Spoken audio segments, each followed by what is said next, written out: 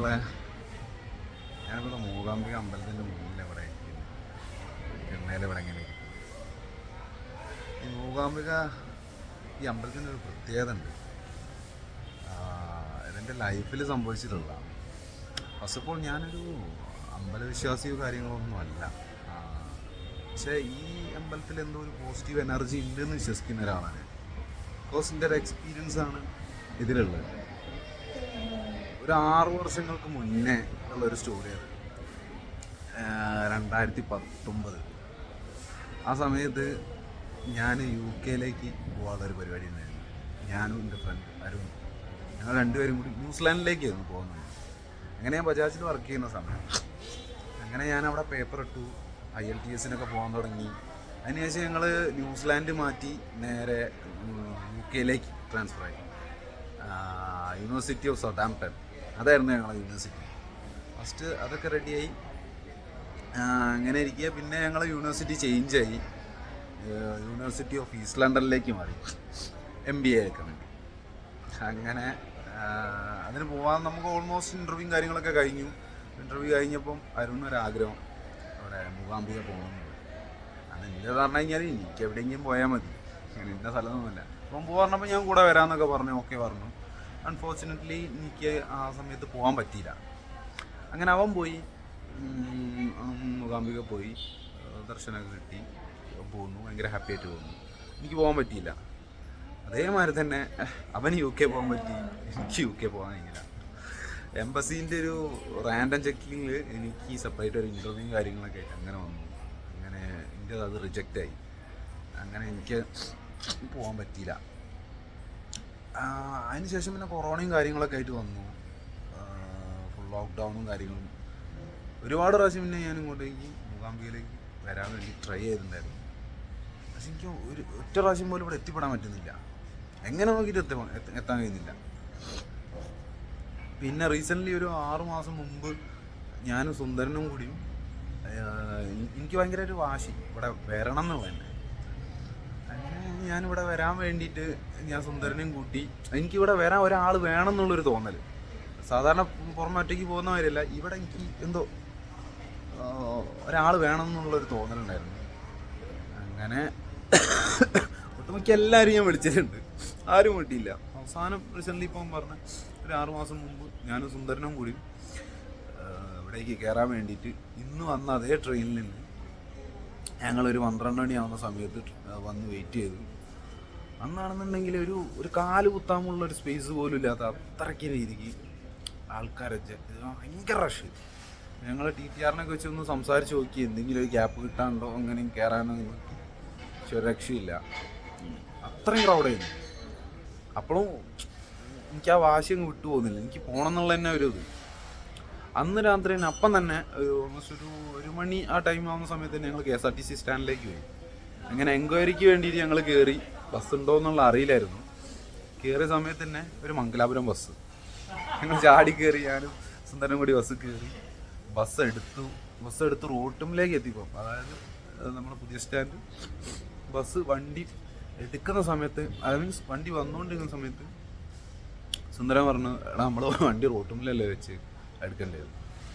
ഞങ്ങൾ വണ്ടി എൻക്വയറി കയറുന്ന സമയമായതുകൊണ്ട് റോട്ടുമ്പോൾ തന്നെയാണ് ബൈക്ക് വെച്ചിട്ടുണ്ടായിരുന്നത്. അങ്ങനെ ഞങ്ങൾ ആ വണ്ടിയിൽ നിന്ന് ഇറങ്ങി, എടുത്ത ബസ്സിൽ നിന്ന് ഞങ്ങൾ പുറത്തിറങ്ങി. അങ്ങനെ ആ ബസ് പോയി. പിന്നെ ഒരു 2 മണിയൊക്കെ ആയി.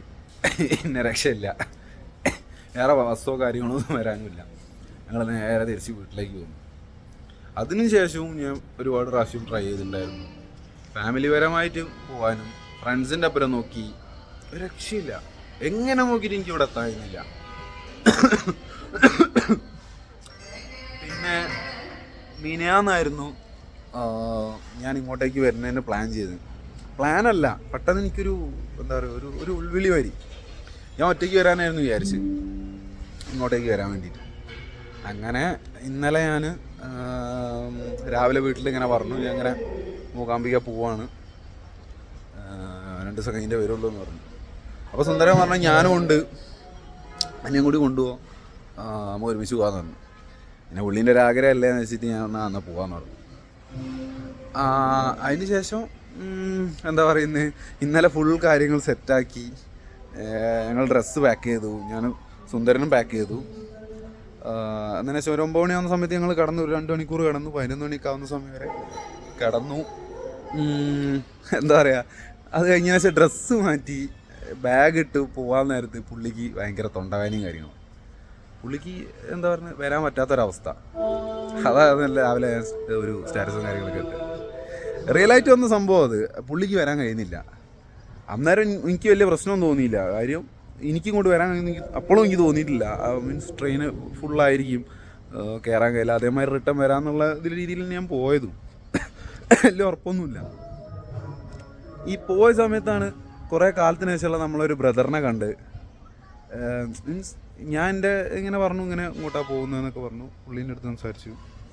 അങ്ങനെ എന്തോ പുള്ളി ത്രൂ ആണ് ഞാൻ ആ ട്രെയിനിൽ കയറിയത്. ട്രെയിൻ ഭയങ്കര റഷ് തന്നെയാണ്, കംപ്ലീറ്റ്ലി നല്ല തിരക്കുണ്ട്. പക്ഷേ എനിക്കും പുള്ളിക്കും സീറ്റ് കിട്ടി അവിടെ. കറക്റ്റ് ഞങ്ങൾ കയറി എൻ്റെ ഉള്ളിൽ സീറ്റ് കിട്ടി.